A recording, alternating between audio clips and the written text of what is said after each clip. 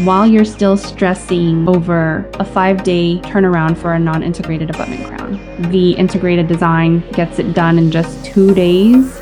Detailed design walkthrough is coming up in the second half. Stick around to the very end. At this point, the non-integrated is still stuck in the design phase, while the integrated design has already moved on to model printing.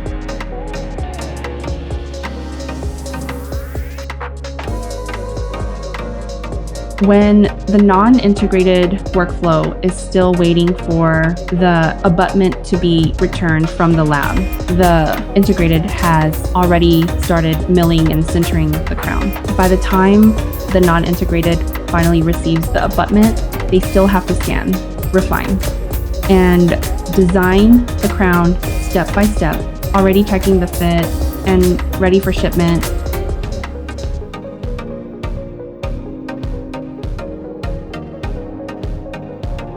All in one, zero adjustment. Now, let's start the integrated abutment crown design process. Start by creating a new order. We usually attach the order number and the patient's name according to personal preference. Then set the implant brand for the scan body and select the scan rod brand. Since this is an integrated abutment crown design, after selecting the abutment, you also need to check either the anatomical or the coping option. In the scan settings, choose digital impression and gingival scan. For the model selection, turn on unsplit and turn off split die and die. That's it, order setup done. Next, import the intraoral scan data.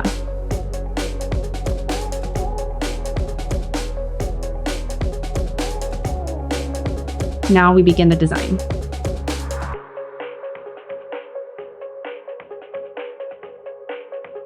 Level the occlusal plane properly.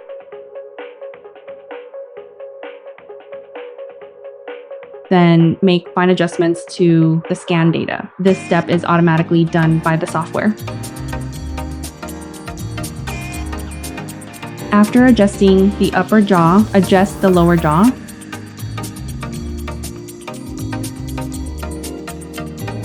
Trim the digital model size as needed.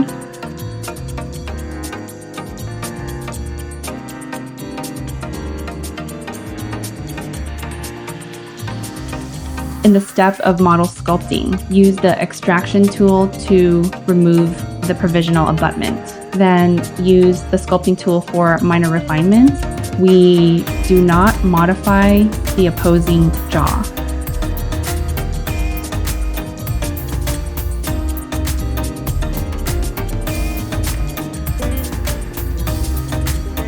Next is matching the scan rod database for better accuracy. We usually choose 3-point alignment.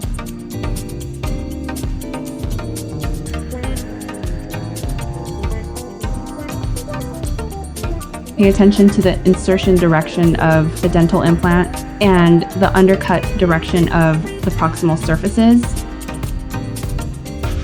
After setting the direction, move to the next step. Select your preferred morphological template. And based on the occlusion, size, and coverage requirements, do a preliminary positioning of the restoration.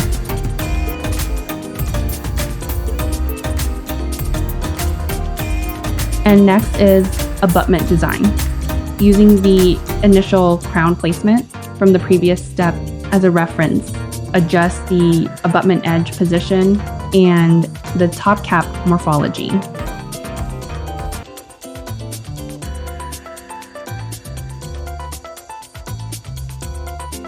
With the crown shape as a guide, the top cap design will be improved.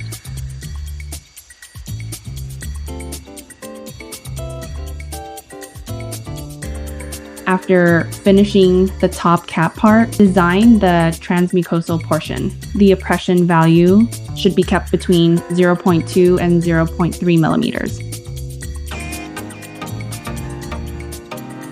Then we move to the die interface parameters. Under the default settings, adjust these values according to the requirements of your specific equipment.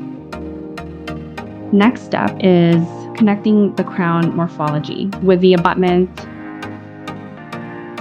Here is a tip.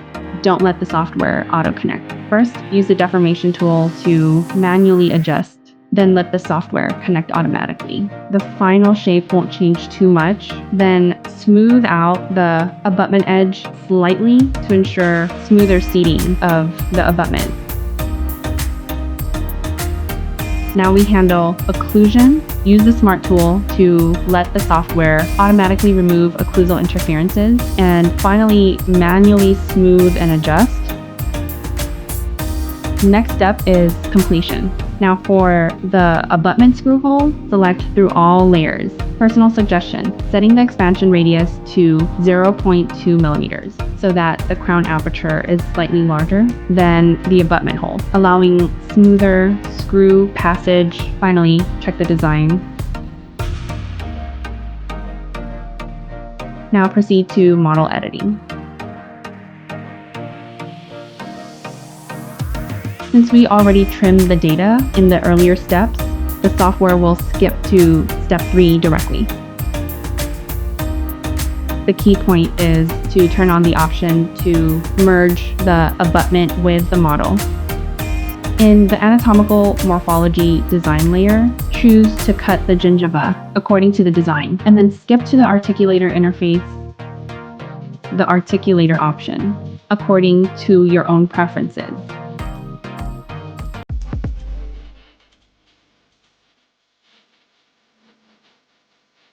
Final check